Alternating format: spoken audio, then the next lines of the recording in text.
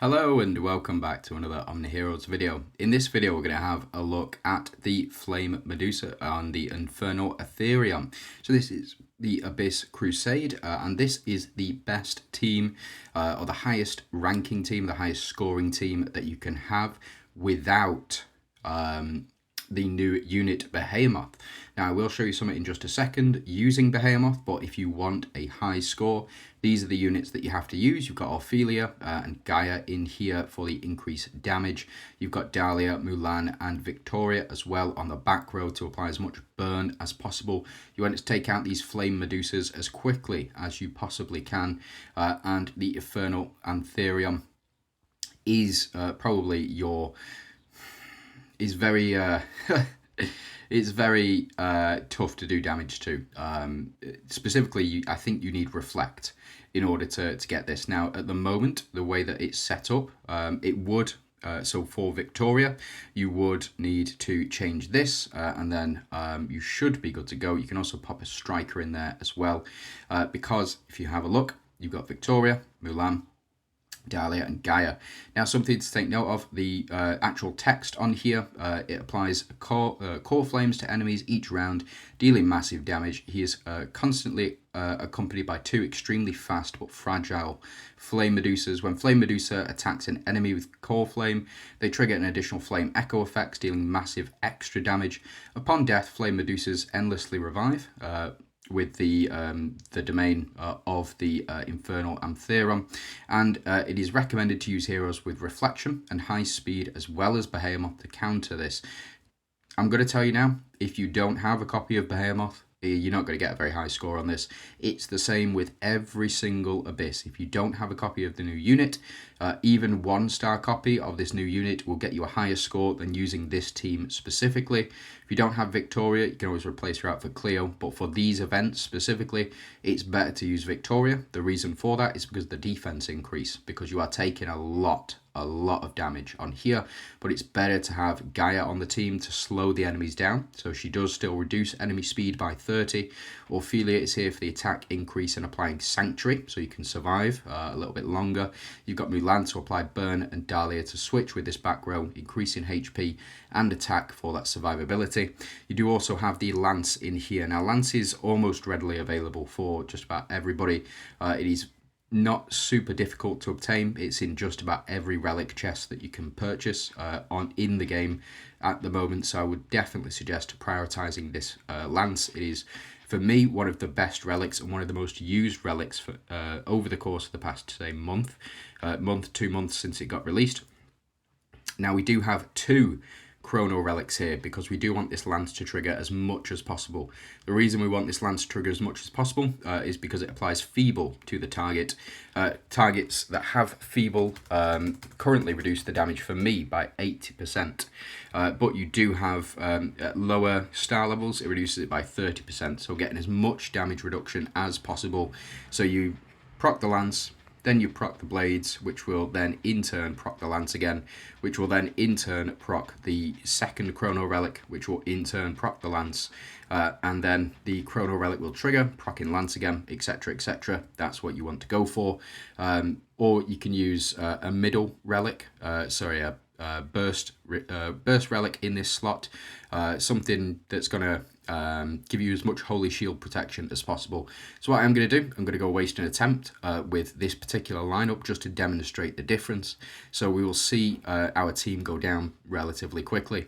Here they do so much damage, even at even while using Behemoth, they just do so much damage. So as you can see, these Medusas go down very quickly here. So we do proc the double Chrono Relic as well, which will in turn give us an additional attack increase. It's just as much attack as we possibly can muster here. Yeah, just as much attack as we can possibly muster. So as you can see, not doing altogether too much damage to this boss. So let's go ahead and skip to the end and just show the damage results in a second. There we go. So all of our team did survive. Fortunately, it looks like Mulan was the one doing the most damage, followed by Victoria, and we do get a reasonable score of 300,094, whatever it is. Yeah, 394,000. It's a relatively high score compared to previous results as well. Whereas the team that I'm using at the moment, if we go into clear records, I am number 1, and by quite a far margin. As you can see, Z is at 2,400, but it's because he didn't set the team up correctly. So let me just show you the team that Z has been running, and the rest of the field has been running as well. So as you can see, Azu down here, Azu has copied the actual lineup, switching this back row as much as possible. But there is a better method, and let me just show you this. Because Behemoth is doing 100% of the damage, so you want as much damage on Behemoth as you can possibly muster. As well, if you really want to go for a super high score, you take out Kunasagi. I know it seems ridiculous, but you pop this in.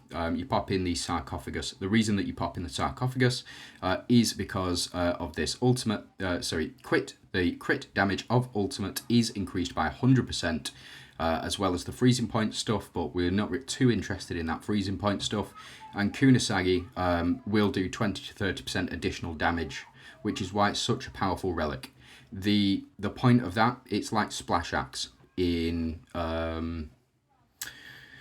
Rift Odyssey. It's exactly the same as Splash Axe in Rift Odyssey. It will do additional damage after the fact. So if you're doing an additional 100% ultimate damage and then you do 20 to 30% extra damage after the fact, it does way more damage than the flames will do, even though flames are percentage based. So this is the team setup that I ran, and that is how I was able to get this score right here. So if I go and quick deploy, it's exact same team setup, putting Behemoth in this slot 1 to switch with Dahlia, and then we'll see Behemoth start to do some absolutely massive damage. As you see, I got up to 9 stars. So if you are watching this and it is the day that I pop it out, then you'll be a member, and thanks very much for that.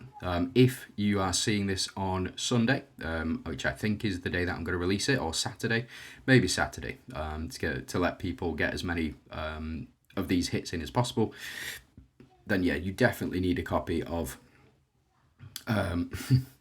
you definitely need a copy of the of Behemoth in order to get anywhere close to what we're doing here. But as you can see, Behemoth will proc her ultimate, taking the front 2 units out, and she double ultimates as well, which is why we're going to do so much damage to this boss, plus the additional attack. I mean, look at Victoria, how much damage she did compared to Behemoth. Behemoth's doing absolutely massive damage. Now we have got all of this flame damage applied to us, so as you can see, that burn effect is right in there. But Gaia only doing 103. Remember, every time Gaia attacks, we're going to boost up our crit, we're going to boost up our attack, our damage reduction, and all of that good stuff. And again, we're just taking them out right at the start. So we're just taking them all out. The Medusas right at the start, allowing Dahlia to do 160 million. It's not bad at all. And then these guys will come back again. Fortunately, we are doing damage to all enemies, which allows us to do the business, fortunately. And Behemoth here still standing strong. It is weird to think that you want Behemoth to die in order to proc, but I mean, look at that damage. Look at the damage she's doing compared to the rest of the field. It's just crazy. Just crazy. So we'll go ahead and skip this now once Dahlia has done her ultimate attack.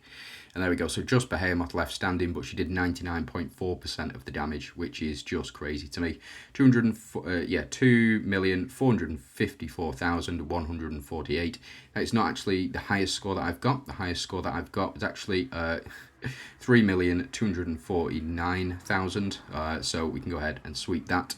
And if we have a look at the current rankings, I am ranked number 1 by a fair margin as well. As you can see, other members of the field around 1,800 at the moment with the attempts that they've done. But because I've got basically 800,000 additional damage on top of my results, I've been able to build that up.